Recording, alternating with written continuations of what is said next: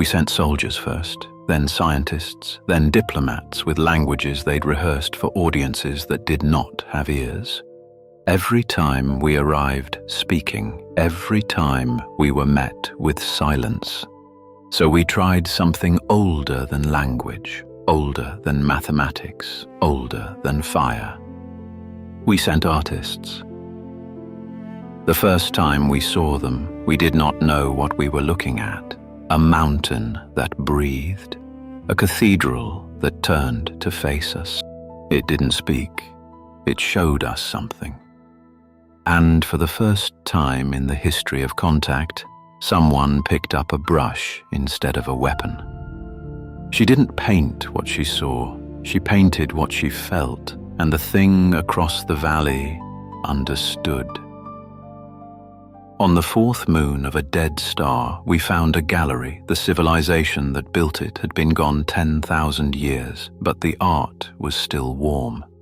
We couldn't read their language, we couldn't decode their math, but we stood in front of what they'd made, and we wept, because beauty doesn't need a translator.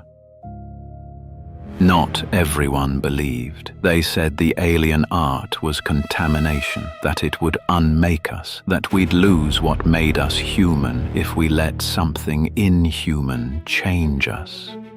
They burned the canvases, they smashed the sculptures, they called it protection. But what they were really afraid of was that the universe might have something to say that we hadn't said first. It took 14 months of painting in a room the size of a chapel, alone with something she couldn't understand. And then one night, without deciding to, her hand drew a line that the alien had drawn 10,000 light years away. Not a copy, not a translation, a conversation. Understanding didn't come from decryption, it came from creation. We painted the dome of our ship the way Michelangelo painted his ceiling, not to decorate it, to remember what happened to us out here.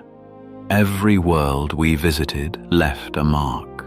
Every species we couldn't speak to, we painted beside. And in the painting we found we could finally stand together, not because we became the same, but because we made something neither of us could have made alone. In the end, the masterpiece wasn't one painting. It wasn't one song, one sculpture, one cathedral. It was the act. The terrifying, beautiful, irreversible act of making something for someone you cannot understand, and trusting that the making itself is the message. We went to the stars carrying telescopes and theorems. We went armed with data and diplomacy, but the thing that finally made us understood, paint on a canvas held up in the dark and the courage to say, "Look, I made this, it's for you."